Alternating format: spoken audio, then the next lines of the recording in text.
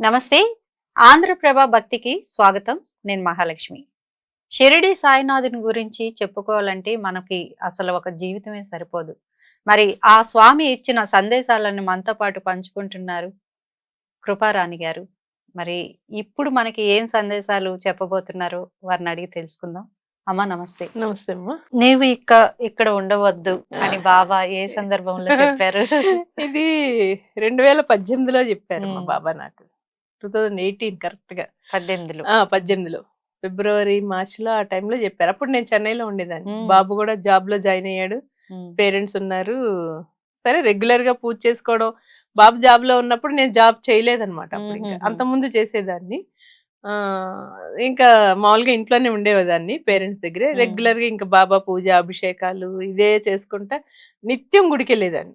గుడికెళ్ళి అక్కడ శివాలయం ఉండేది, వినాయకుడి గుడి అన్ని తమిళనాడులో ఏదైతే దగ్గరలో ఏదైతే గుడి ఉందో అక్కడ గుడికి వెళ్ళి రోజు ప్రదక్షిణాలు చేసేదాన్ని. హనుమంతుడికి 108, నవగ్రహాలకి 11 ప్రదక్షిణాలు, 9 లేదంటే 11 చేసేదాన్ని. శివుడి చుట్టూ కూడా 108 ప్రదక్షిణాలు. అలా ప్రతిరోజు రెగ్యులర్ గా చేసుకుంటా ఉండేదాన్ని. యావగేషన్ ఏదోటి మనశ్శాంతిగా ఉంటది అనే ఉద్దేశంతో అలా రెగ్యులర్ గా గుడికి వెళ్తా ఉండేదాన్ని. ఆ రోజు సడన్ గా బాబా నాకు ఇది చెప్పారు, నువ్వు ఇంకెక్కడ ఉండవద్దు అన్నారు. ఏంటి బాబా ఇక్కడ ఉండద్దు అంటున్నావు, మరి ఎటు పంపిస్తావు ఏంటి, ఎందుకు బాబా ఇలా అంటున్నావు, మరి నీ పూజలు ఏమైపోతాయి, ఎలాగా నిన్న వదిలిపెట్టి ఎలా వెళ్ళాలి, ఇలాగే అనుకునేదాన్ని. సరే ఏది జరిగితే అదే జరుగుద్దిలే బాబా, నిన్నేమో మరి చెప్పారంటే ఉండద్దు అంటే ఏదో చేయబోతున్నారు ఆయన కార్యం అని చెప్పి అనుకున్నాను. నాకు ఆగస్టులో ఒక ఫ్రాంచైజ్ కంపెనీకి మీరు అంటే నాకు అప్పుడు తెలుగు వచ్చు కొంచెం, చెన్నైలో ఉండటం వలన కూడా కొంచెం తమిళలో కూడా వచ్చు అనమాట. తెలుగు కావాల్సిన అమ్మాయి కావాలి. హైదరాబాద్ లో వాళ్ళు ఫ్రాంచైజ్ పెడుతున్నారు. సరే దానికి బ్రాంచ్ మేనేజర్ గా మీరు వెళ్తారా అని చెప్పి ఒక తెలిసిన వాళ్ళ ద్వారా ఒక ఆఫర్ లెటర్ వచ్చింది అనమాట. అందుకని ఓహో అయితే అందుకే ఆ బాబా ఇక్కడ ఉండొద్దు అని చెప్పని అన్నారు అనేసి అనుకున్నాను అనమాట. అక్టోబర్ 2 జాయిన్ అవ్వాలి అక్కడ. నాకు ఆగస్ట్ లో చెప్పారు బాబా ఇంకా అదే ఇక్కడ ఉండవద్దు. మార్చిలో చెప్పారు. సరే నాకు అక్టోబర్ లో ఆఫర్ లెటర్ వచ్చింది. ఆఫర్ లెటర్ వస్తే సరే ఓకే వెళ్ళాలా వద్దా అని ఫస్ట్ డిసైడ్ అయ్యా. మళ్ళీ పెద్దవాళ్ళు ఇద్దరే ఉంటారు కదా అంటే, లేదు ఉద్యోగ ఆఫర్ వచ్చినప్పుడు ఎల్లు ఎందుకు వదులుకోవడం అని చెప్పేసి అనమాట. హైదరాబాద్ కి అప్పుడు చెన్నైలో నుంచి అక్టోబర్ 2 గాంధీ జయంతి రోజున నేను హైదరాబాద్ లో అడుగు పెట్టాను 2018లో. అప్పటి నుంచి టిల్ ఇప్పటి వరకు కూడా అదే కంటిన్యూషన్ చేస్తా ఉన్నాను. బాబా దయ్య సరే ఇక్కడ ఉండద్దు. అప్పుడు చెప్పిన మాట ఇలాగా బాబా ఈ ఉద్యోగ రూపేణ నేను ఇలాగా వేరే ఊరికి వస్తానని చెప్పి బాబా అది ముందుగానే తెలియజేశారు అనమాట. ఏదైనా ఇప్పుడు నేను ఎక్కడికి వెళ్తున్నా కూడా నువ్వు ఫలానా చోటుకి వెళ్తావు అంటారు, దైవ దర్శనానికి వెళ్తున్నావు అంటే వెళ్తున్నావు అంటారు, లేదు అక్కడ ఏదన్నా నీకు ఇబ్బంది ఉంటే వెళ్ళొద్దు అని చెప్తారు, అలా కూడా చెప్తారు. అన్ని ఆయన చెప్పిందే. ఇంకా ఇప్పుడు ఇక్కడ ఉండద్దు అనే దానికి అర్థం చూడండి. నేను ఎందుకన్నారా అనుకున్నాను. ఆ రోజు ఏమన్నా ఇక్కడ ఉండద్దు అన్నారా, లేకపోతే అసలు ఇక్కడే ఉండద్దు నువ్వు వేరే ప్రదేశానికి వెళ్ళిపోతావు అన్నారా, మనకు అర్థం కాదు. జ్ఞాని ఆయన, మరి పరమ జ్ఞాని, ఆయన చెప్పే విషయం మనం అర్థం చేసుకోవాలంటే ముందు మనకి చాలా ఇది ఉండాలి, చాలా జ్ఞానం ఉండాలి. అలా ఆయన ముందు ఎంత చేయమంత జ్ఞానం మనకి. ఇంకా అందుకే సరే ఇంకా బాబా చెప్పారు కదా అనేసి ఆ ఉద్యోగం రావడం. సో నేను అక్కడి నుంచి నేను చెన్నై నుంచి హైదరాబాద్ రావడం ఇలా జరిగింది అనమాట. బాబా చెప్పింది అక్షరాల నిజమైందని చెప్పి ఉద్యోగంలో కూడా ఎటువంటి సమస్య లేకుండా చక్కగా ఆ కంపెనీ వాళ్ళు నాకు సహకరించడం, నేను చక్కగా చేయడం అనేది జరిగింది.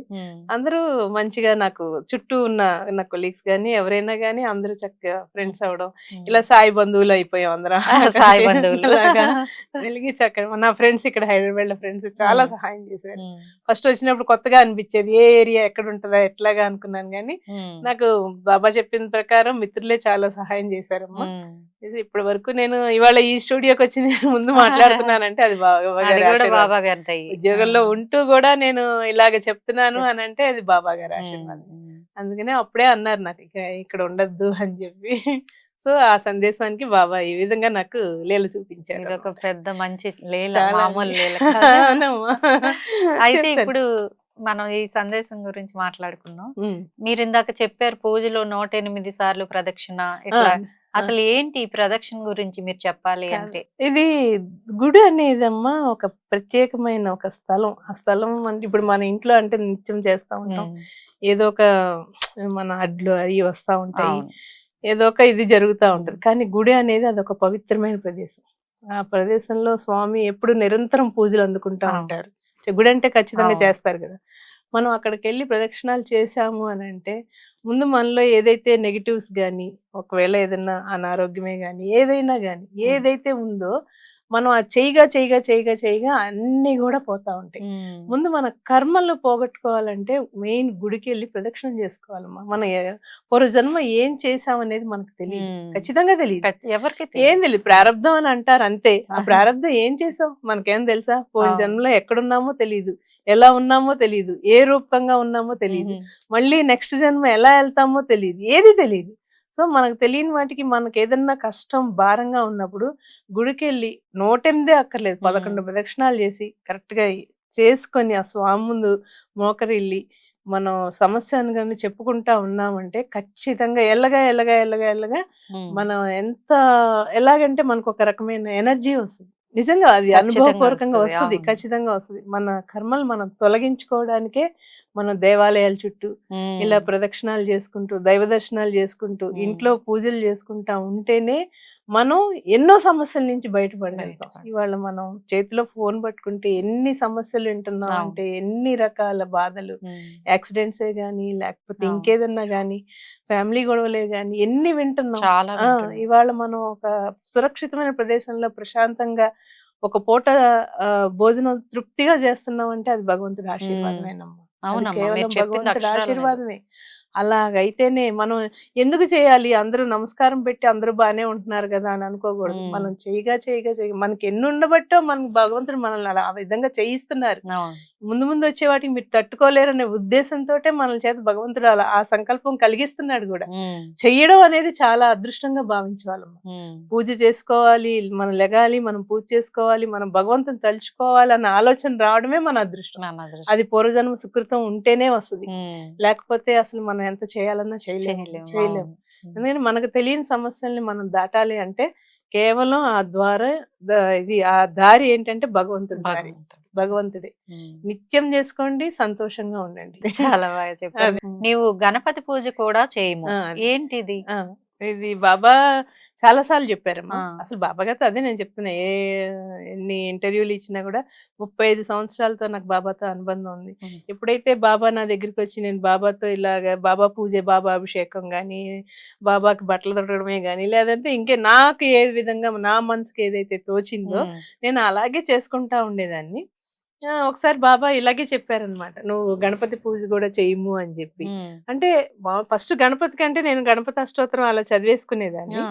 చదివేసుకొని బెల్లం ముక్క అనేది నిత్యం గణపతికి పెట్టేదాన్ని. అంటే బాబా చెప్పాక నేను ఆ విధంగా ప్రారంభించాను, లేదంటే గణపతికి మామూలుగా దీపం పెట్టేసేదాన్ని. అట్లాగాక బాబా ఎప్పుడైతే గణపతి పూజ కూడా చెయ్యము అని అన్నారో ప్రత్యేకంగా వినాయకుడికి ఒక స్థానం కల్పించి ప్రతిరోజు గరికతోటి పూజ చేయడం అన్నమాట. ప్రతిరోజు ఎవరికైనా కూడా తీవ్రంగా సమస్య ఉండి బాధపడుతున్న వాళ్ళు ఎవరైనా సరే అమ్మా 41 రోజులు గణపతికి గరికతో పూజ చేసి బెల్లం ముక్క నైవేద్యం పెడితే ఆ సమస్యల నుంచి పూర్తిగా ఉపశమనం పొందపోయినా 30% ఉపశమనం పొందుతాం. చాలు 30% పొందుతాం.